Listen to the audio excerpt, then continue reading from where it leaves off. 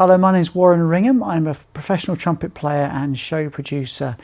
So thinking back to how I first introduced to music, my family have always been very, very musical, going back generations. My great aunt Maisie on my father's side was the first ever professional female trombone player. She was in the HAILSHAM Orchestra back in the 50s.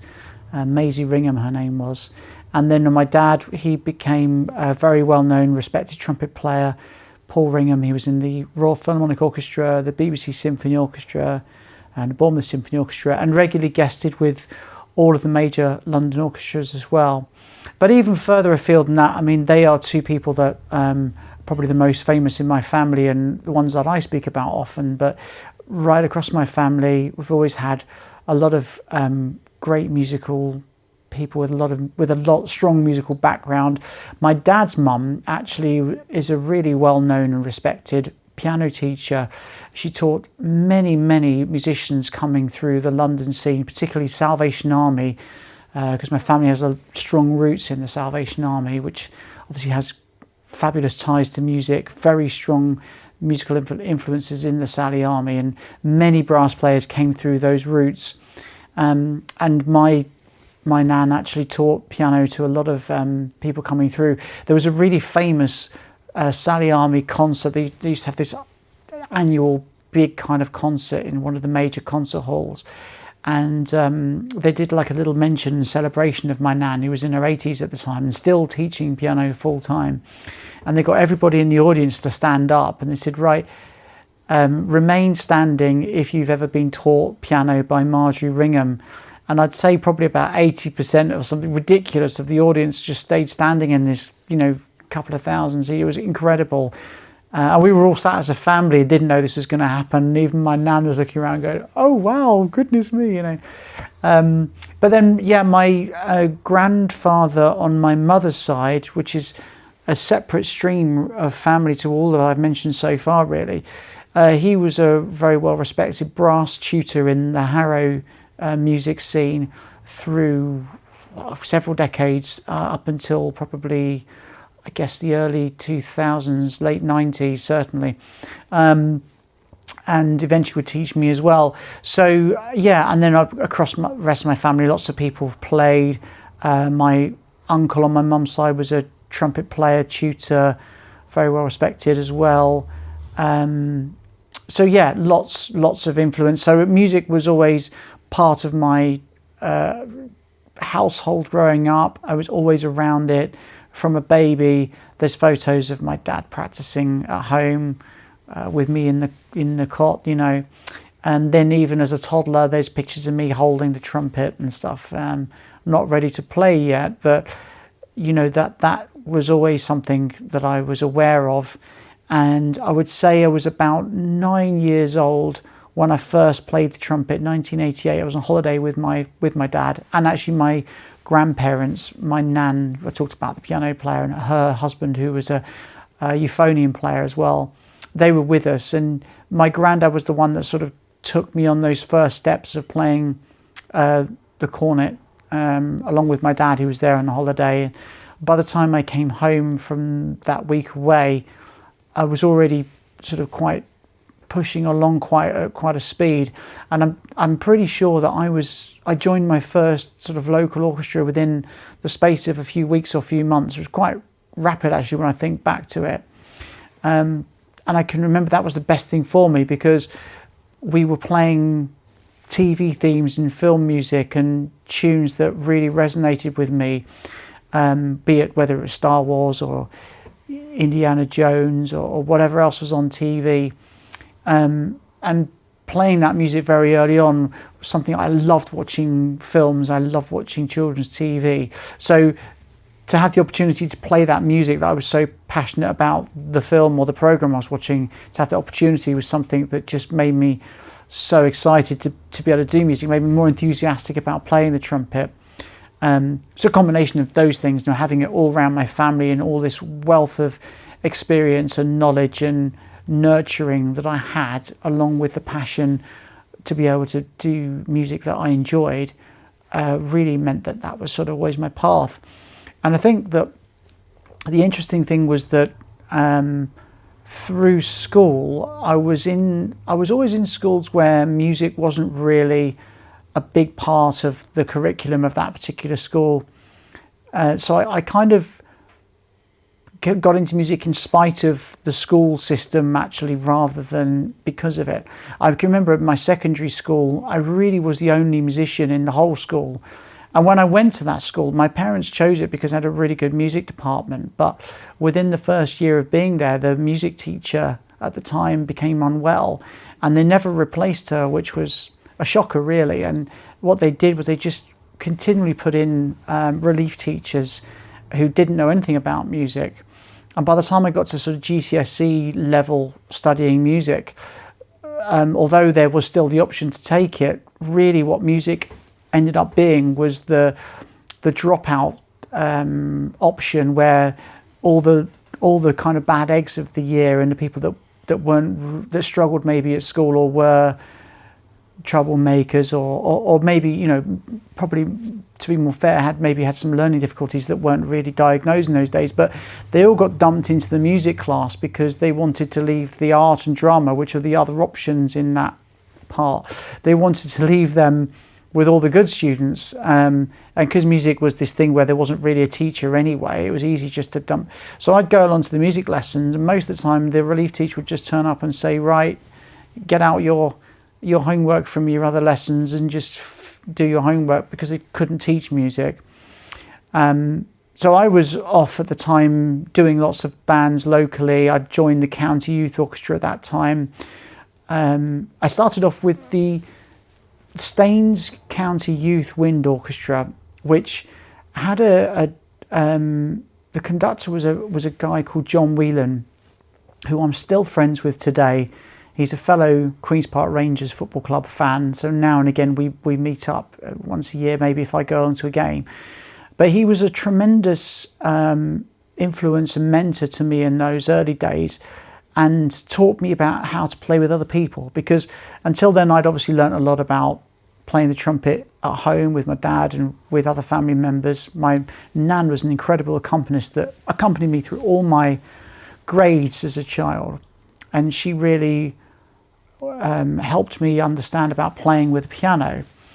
But playing with 20, 30, 40 other musicians was something that I learnt initially through the Staines Youth Wind Orchestra. And then when I became one of the better players there, and the opportunity was to move up, I was then auditioned and got into the Surrey County Youth Wind Orchestra, which was basically where all the best players from, like the one I was in Staines, they were all taken from across Surrey into this one wind orchestra. And I did that for a few years, and then the opportunity came. There was also the Surrey County Youth Orchestra. So the wind orchestra and the youth orchestra, but they both played at the same time, rehearsed at the same time. And you kind of had to make a choice as to whether you wanted to do one or the other. And I did the wind orchestra because at the time there was a lot more to play in the wind orchestra as a trumpet player. You got to do a lot more fun music, but you would be playing, because orchestral music, there's more people, and the repertoire was more, goes back several centuries to when trumpets were much less involved. There was much less to do. You wouldn't do as much in the orchestra, but it's a very different discipline. So I did the wind orchestra for a couple of years, really enjoyed that, but I started to see that my career path, by this point I would have been 13, 14, it was looking towards that I was going to probably end up being a professional musician, or that's what I really wanted to do. I never knew any different, really. And if I was going to do that, then really the only way I'd have a successful career really would be with orchestral background. So I moved over to the orchestra. So whilst I was doing less, the discipline was very, very different. And actually, I think in the end, I enjoyed it more, because you're part of a much bigger ensemble and you do these really epically grand pieces. I remember doing Shostakovich 1 as part of that orchestra, and Mahler 1, First Symphony as part of the orchestra, and the Planets. In fact, we did the Planets at the Albert Hall with this orchestra. So I was getting opportunities to play in more incredible places as well. And that I really got a bug then for the orchestral side of things as well, and knew that's where I really wanted to go. Scraped through my GCSE music in spite of not having a teacher. I think I got like a C or something like that. And I think with hindsight, I struggled at school. I was always really one of the younger ones in the year, probably the least developed mentally, physically, emotionally. I would say I definitely struggled at school. Probably I might have been on the borderline of being dyslexic. I think whenever I've seen any of those tests, I've always quite close to the line of being dyslexic. Certainly there are traits with dyslexia that I recognise that I've had in myself. And I ended up went to music college, I went to sixth form college, a Woking sixth form college, to do music A-level, but I didn't have the GCSEs I needed to do the A-level, so I ended up having to do a year sort of to catch up, redo some of my GCSEs. I did a GNVQ in leisure and tourism. All the while, I had another year of practice. So by the time I started my A-level music, where I did music technology, music theory, I was much more ready then, having had that extra year. So although it's a little bit of embarrassment, I suppose, and you know, one of the things at the time that was quite hard to have to go back and restudy GCSEs, which should have been done and dusted, it actually worked out really well for me. And then I was probably caught up to where I should be, you know, against people in that year. Although I was a year older, I think I was where I needed to be. And from sixth form college, I went off to the Royal College of Music to study a 4-year degree in music. I had the most amazing time and learned so much about myself as a person, about the world, but you know, more than anything, of course, having these incredible opportunities to play with musicians that were the cream of the crop of youth musicians that all had these ambitions to go on and have a professional career in music, being taught by the absolute best professors from all over the world that they would bring in.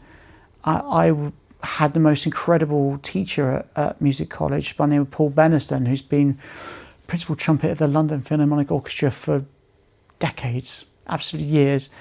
And he really was the perfect teacher for me, because up until that point I'd had my dad, who's an incredibly musical teacher. Like he's an all-round phenomenal trumpet player, but technically and the art of the nuances of how the trumpet playing is put together, I think he was very natural, and so didn't necessarily have a great grasp on how the mechanics behind playing the trumpet worked. He just did it naturally. So his method with me learning was that he would play something and I would mimic it, and it's not a bad way to learn, because you know he made the most beautiful sound, and it worked for me very, very well. But there were some fundamental things in my playing that needed fixing, and Paul Bernstein, I think, is one of the trumpet players who,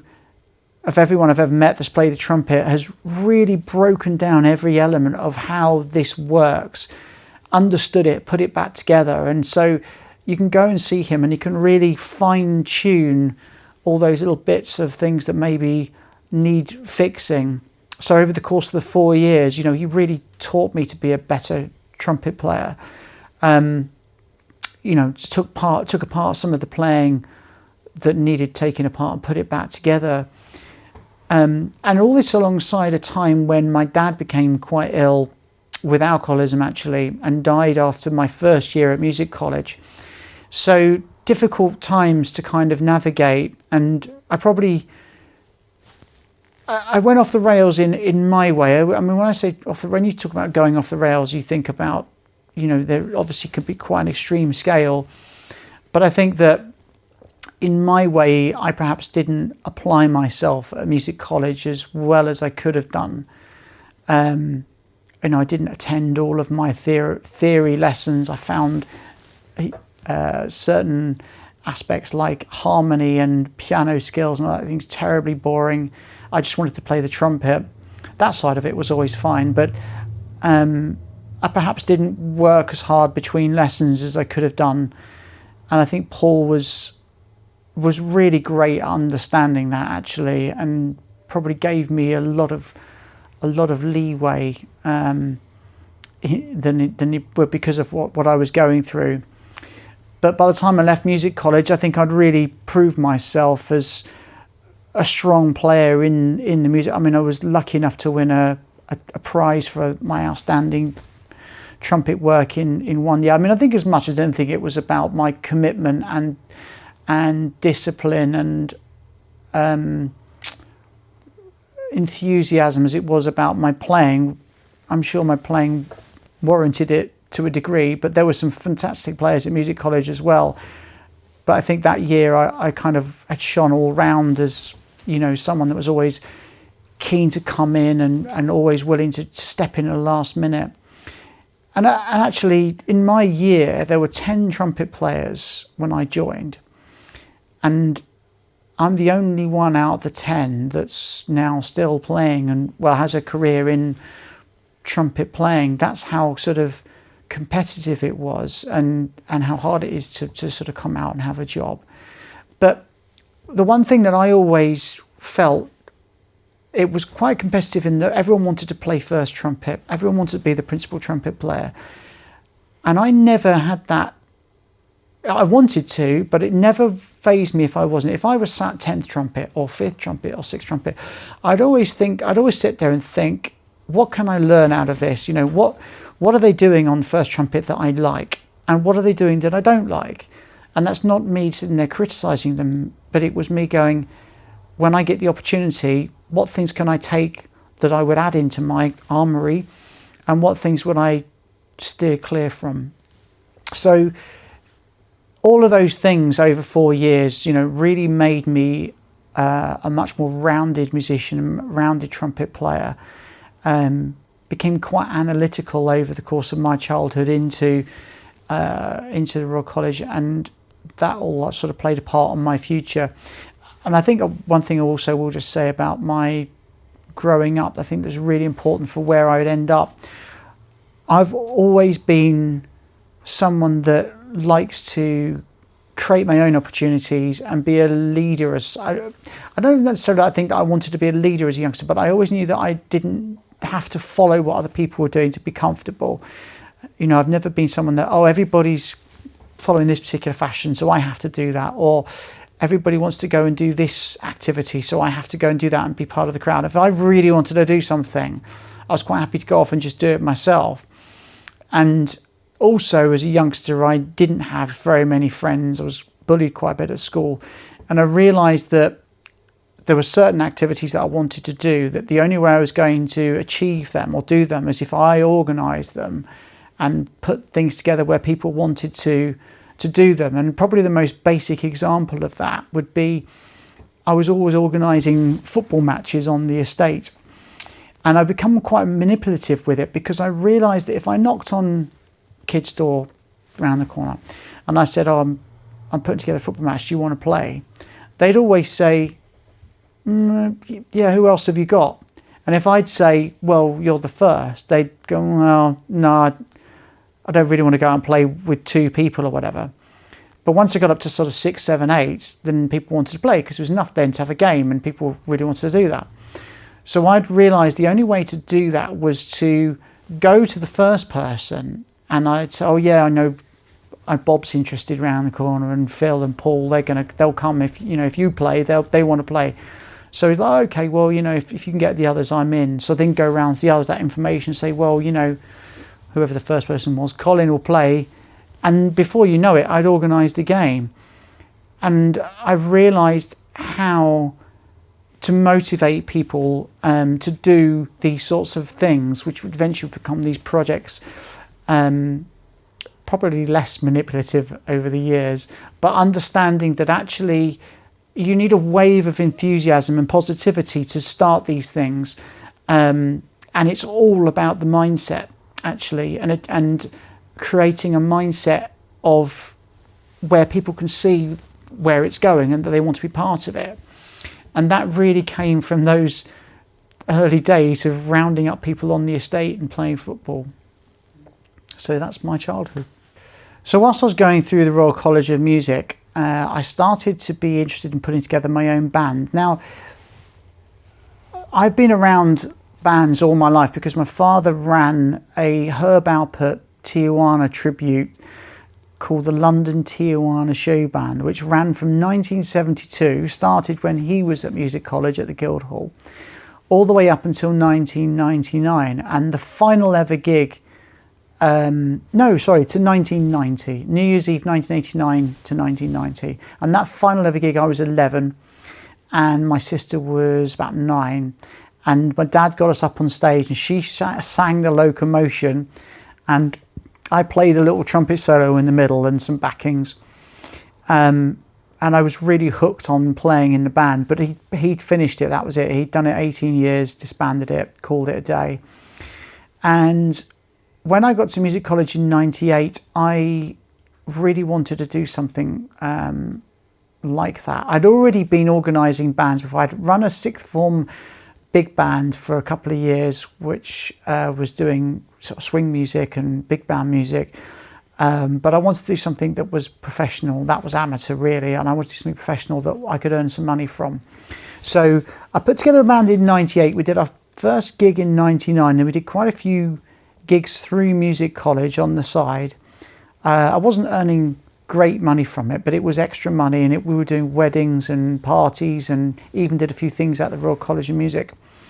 When I left the Royal College of Music with the intention of being, I thought, a full-time professional trumpet player, I wrote to all of the trumpet players in London that I knew through my dad, really. And bearing in mind my dad had been passed away for about 3 years by now. And I think a combination of my face fitting, because they knew who I was, and being a good enough trumpet player to do some freelance work. I'd got some quite nice freelance work in London. I worked with the English National Opera, I'd worked with the London Philharmonic Orchestra, I'd worked with the BBC Symphony Orchestra, all amazing experiences. But I knew in my heart and in my mind, I knew deep down that I wasn't going to be quite good enough a trumpet player to hold down a position in an orchestra. Now, people around me that love me and support me, family, my mum, probably my friends, my teacher would always have said, you are. But I know myself that I didn't have that extra special something. I mean, the best example, when I left music college, there was a job that came up with the Liverpool Philharmonic Orchestra, second trumpet. It was the only job that had come up on the orchestral scene in about 2 years, previous 2 years or so. And there was about 200 applicants for it, something like that. And I remember going all the way up for this audition, which was 12 minutes playing on a stage in a concert hall with the audition panel in black. You couldn't even see them. And I went on and I did okay. I didn't play brilliantly, didn't play badly. It was just okay, it was fine. And I remember I went from there, I did the audition, I went on to do another gig the next day before I then went home. And I'm pretty sure, if I remember rightly, the rejection letter from the Liverpool Philharmonic beat me home. I think they must have posted it the next morning saying, no, thank you very much for applying. You haven't made it to the next round or whatever. And I remember thinking, wow, this is going to be really, really hard. And, you know, like I said, some really good extra work. I was on the list for these orchestras. You know, I would have got the occasional call. Actually, long-term trumpet player in the LSO, Rod Franks, who sadly also has passed away now, but he was joint principal, with Maurice Murphy. And Rod had said he was going to get me in with the LSO as well, which would have been never happened in the end, but that would have been a real career highlight, actually. But I found that freelancing life, when I only did it for about a year, alongside teaching from the local county music centre, I found it really, really tough, because sometimes you could work 8 times over on a Saturday night and have nothing for the whole of the rest of the week. Or I think the nail in the coffin was there was this sort of coordinated performance of the Messiah. It was all over the country, performances all around the country. And I'd taken the first one that had come in, and it was £75 or something like that, which 25 years ago was better than it sounds now. But I always had a really strong principle that once I took a gig on, I said I'd do it. I would never say something better's come in, I'm sorry, I can't do it. Once I'd committed, I would stick with it. And I kept getting offered this gig in various places around the country, and at one point it gone up to about £250. No, I'm not going to, change my morals. But I hadn't worked for the 2 weeks before, and I don't think I worked for the week after, and trying to struggle around on £75 plus the bit of teaching I was getting. I was thinking this is going to be a really long, hard slog, and I was still living at home. And my parents were really, and they won't thank me when they see this, my mum anyway, but they were both brilliant and harsh in the way that they did things. So from the youngest age, we were always told, right, if I want to go to music rehearsals Saturday morning, I think from I was 14, 15, I had to cycle there. It was a good 6 or 7 miles away. But that taught me a lot of independence. Same thing going to music college in Woking, which was miles away. I had to cycle 5 miles to the train, get a train, and there's another 3 miles the other end. But then, and then equally living at home, I was being charged some quite high rent, and I wasn't allowed, my girlfriend at the time, or if I had any other girlfriend, I wasn't allowed them in my room. And I kind of made me think, I really want to get out and be I was 22, 23 at this point, which is ridiculous. I wanted to get out and be independent, really. And so somebody suggested to me about joining the army. And initially I'd always turned my nose up at the idea. Like, I had this really poor opinion, and I'm trying to think of the word here, but it was misguided, misplaced opinion that military musicians were failed musicians, which is the most untrue, unfair thing possible, actually, now looking at it with what I know. But I was ignorant at the time. I didn't know. And I also felt that at the time, initially thinking about it, was that by me going, I was admitting failure, which is something that I struggle with because I am competitive. And I always grew up thinking and wanting to follow my dad's footsteps, and I thought that's where destiny was going to go. But deep down I knew that, as I said, I wasn't going to be quite good enough to do that. So I went off and did an audition with the army. I went and saw the band, played with them. I've really liked it, actually. I did really like that setup. With hindsight, I now realise it wasn't quite right for me, but I didn't know anything different, and I thought that's where I was going to go, at least for a few years, and see what happened. And I was all set to sign up on the dotted line and go and, as I say, sign my life away. And I think the day before I was going, I got a phone call from somebody in Royal Air Force Music who knew me through another trumpet player who was a trumpet player in the Royal Air Force Music. And he said to me, look, whatever you do, before you make the final decision, just come and have a look around the Royal Air Force Music before you do it, because, at least have all the information. Obviously he knew what it was a better setup, let's be honest. So I went along to Royal Air Force Music, and in those days they didn't even now they do an audition where you go and you sit in the band and you get a whole day where you get to really experience the job as well, so they can check that you're good enough as well as you can check it's right for you. But back then I think the band were all on leave, so when I looked around, it was an empty band room with nobody in it and just a few people at the headquarters that were chatting to me. But I just knew straight away that setup was the better one for me. I've always joked about it and said the Royal Air Force is the least military of the military, and the band is the least military of the Royal Air Force. And for someone I joined the military to be a musician. I didn't join the military to be in the military, if I'm honest. I embraced it and I did what I had to do, but all I've ever wanted to do was play the trumpet and have a full-time career from it. So the Royal Air Force afforded me that opportunity, and it was a guarantee. The standard was way, way higher than the Army.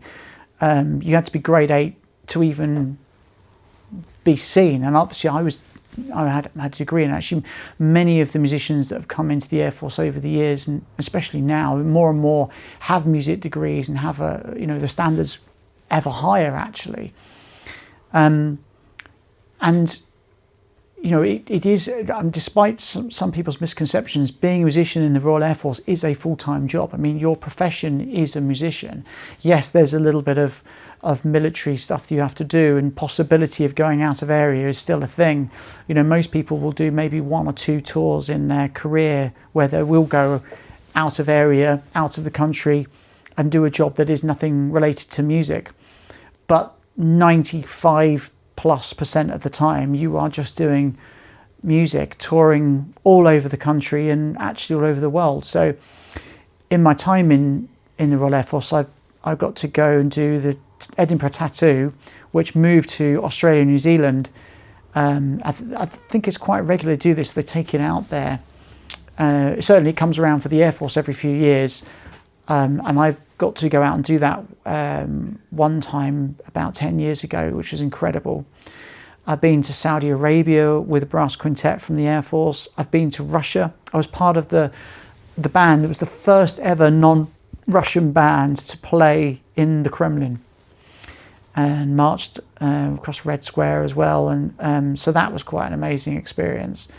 I've been to Cyprus, and I've been all over Europe with Royal Air Force music. I'm in pretty much every country you can name. I didn't get to go as far afield outside of Europe as I probably would have liked. I was always quite unlucky. There were some trips to America and Canada, India, various other places that for whatever reasons I just happened to move bands within the Air Force at a bad time and missed out on trips like those. But just the most incredible career that I did, 22 years, left this year, and just got to really fulfill my dream of playing music to a really high standard.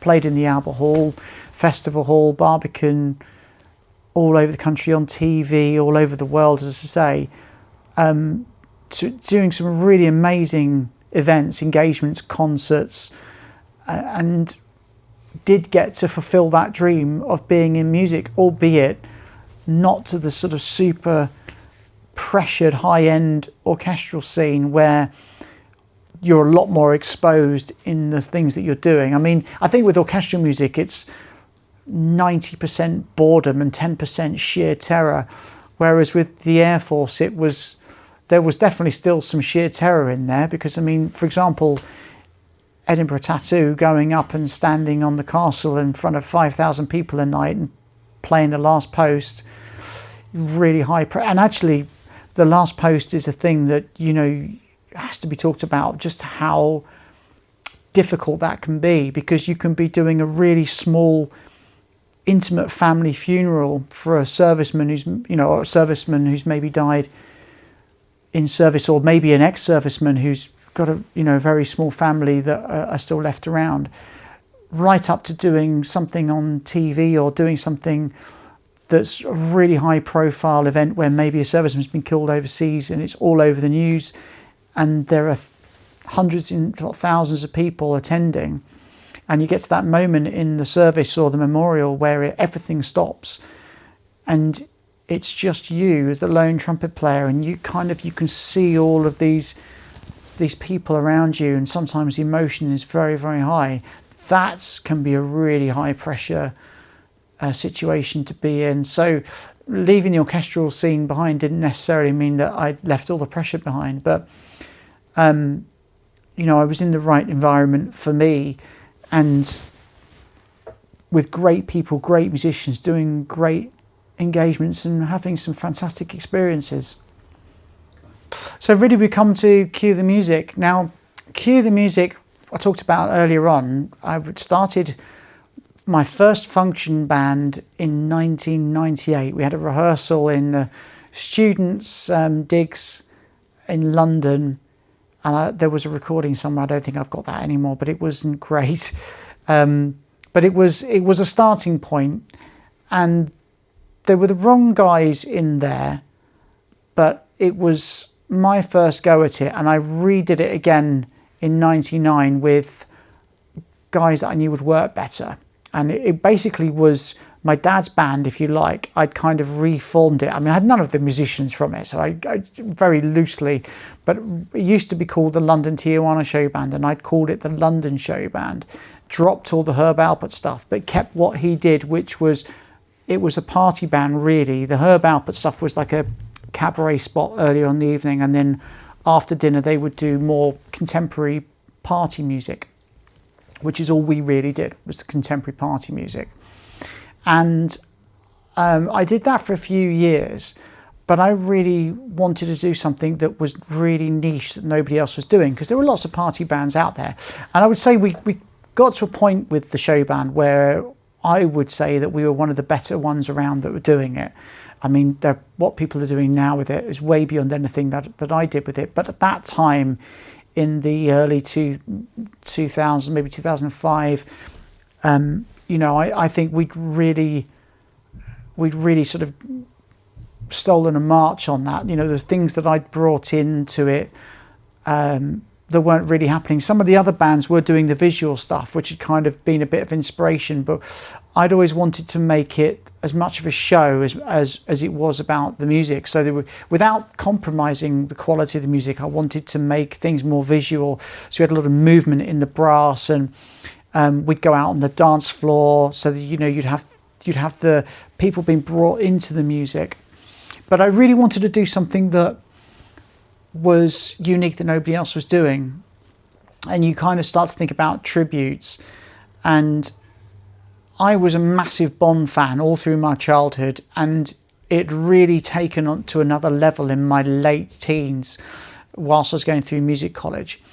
And there was a CD in the Students' Union bar of all the Bond hits that was on all the time. They must have had 3 CDs, so every third day this CD would be on a loop for the day, which was fine by me because I loved it. And I eventually got a copy of this CD and I had it in my car, and I can remember being on the M25 stuck in traffic on a boiling hot day with all the windows open, the music blasting out, and everybody looking over me like, really, Bond songs? Have you got nothing else? And as I sat there, it suddenly occurred to me that the two things just married up. I was looking for something that hadn't been done. Here was my Bond passion and loving the Bond music. Why not do a James Bond tribute band? I couldn't wait to go home and research and find out, is this something that anyone's ever done? And to my amazement, nobody had ever done anything at all. Like there was nothing. The only way you could see a Bond concert in those days was the very rare occasions when John Barry would do a concert where he might do one of his greatest hits, and there would be a big Bond section. I don't even think they did just Bond ones with Barry's music, because he didn't have enough to do a whole concert. I mean, we're talking pre-Casino Royale, so the last film when I started doing the arrangements, the last film in the series was Die Another Day. So you've got quite a few Bond songs that we would do now that you didn't have then, any of the Daniel Craig ones. So there wasn't really enough, I don't think, at the time for people to be thinking about a Bond concert as such, because you probably didn't think about how much music there was to sort of make it worthwhile.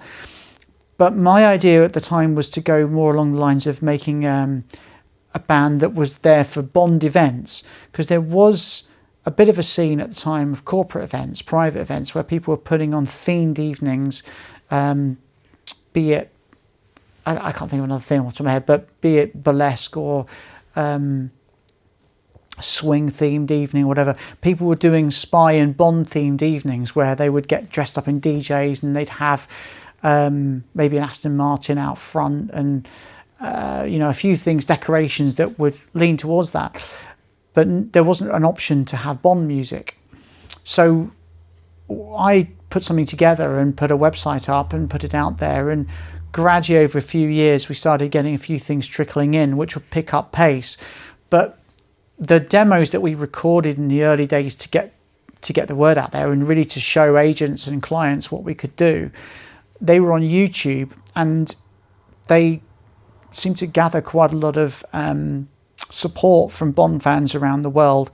We got a lot of views on YouTube, and a lot of people saying, when can we come and see it? Can we come and see you play live? Which at the time you couldn't, because I said, well, we only do private events. So you can't just turn up to someone's corporate event or party, birthday party, and just stand at the back. So eventually, after doing it for about 5 or 6 years, we started thinking about doing theatre shows. And a chance sort of encounter with an agent at the time who didn't turn out to be the right agent for us, but got us into some theatres early on in a small tour, and really helped with that early part of that process. Gave me the opportunity to do this theatre tour. Now, the first 7 shows that we did were just an absolute disaster. If you want to turn it into a funny moment, the very first show that we did, we had our compere who was on a swivel stool like this one, had this white cat, and after we finished the James Bond theme, he turned round stroking the cat and said, Hayes, we've been expecting you. To which the joke is, unfortunately, no one in Hayes had been expecting us, because no one turned up. And I remember we did a show in Wickham on that tour where we didn't sell a single ticket, not one. Now, there was reasons for that. Our publicity wasn't good enough. We had no idea how to market this thing, and we hadn't connected with Bond fans properly. I was one, but I wasn't really putting myself out there and connecting with them. And it nearly bankrupted me and my wife, this tour. I think for about 6 months, if we'd had one more bill of £50, we'd have had to just declare ourselves bankrupt, and that would have been it. But we limped through and somehow managed to survive. And a year or two later, I begged my wife. I said, look, I know I can make this work. Now we've done it, I know what doesn't work, but I'm convinced. And everybody was telling me, all the agencies were saying, there's no market for Bond, nobody wants it. All the venues were saying the same. All my friends and family were saying, don't do it. You've tried it once. It nearly wiped you out. You'd be crazy to do it again. Why would you do it? And it wasn't that I was just reckless and so blinkered. I just knew that there was a market. I just needed to know how to connect with it. And what we've done over the years, it's not replicable actually. There's about 20 different elements that have all worked to make it work. And so over the years, a lot of people have kind of seen the modicum of success that we've had. It's gone quite well, obviously, and thought, we'll have a bit of that action. This Bond thing's obviously a bit of a money spinner, which it's never been a money spinner. But they've seen the ticket sales and thought, it's obviously successful. And then they've tried it and it's failed miserably. And I know why that is. I'm not going to share it with anybody else, by the way. But even if you take one aspect of it, of what you can look at it from the outside and think, it's that that's worked, or it's that that's worked, or it's that and that that's worked. But it's not. It's so many elements. And it's taken me 20 years. And I was able to do that whilst I was still in the Air Force and earning a salary. I was able to build up Cue the Music without taking anything for it, just doing it because I passionately loved it. I'm a Bond fan at heart, and as I always say, created by Bond fans for Bond fans. What would I want to see if I was in the audience? And I've never criticised anybody's Bond fandom, but anybody can say, I'm a Bond fan. I grew up with Bond on my TV. I love it. But there are obviously, like anything else, there are levels. And, when you get to the level like I'm at, where you have these groups of people that gather at filming locations, which can be just a random path by the side of the road where Sean Connery walked along this path in this particular scene. And you know, these people are so enthusiastic, they've got the screenshots of the film and they're lining up to exactly where he walked. And that kind of level of fandom is not something that you can fake, or that you can you can't pull the wool over the eyes of someone that's that level of fandom. And so I think that when you're one of those, like I am, and I can associate with that, and I think it gives it an authenticity. And by the way, this is just one element. So anyone that's thinking that this is the secret sauce, it is just one element. But you know what I try and do with our shows is I try and put in lots of little Easter eggs, so that if you're sitting at the show and you're not a Bond fan, you're still going to enjoy the show. It's going to be fab. But if you're a real hardcore fan, or anything in between, there's lots of little things in there with the staging, with the lighting, with little things that just drop into the music that blink and you'll miss it. And there's just this sort of layers that you can peel back.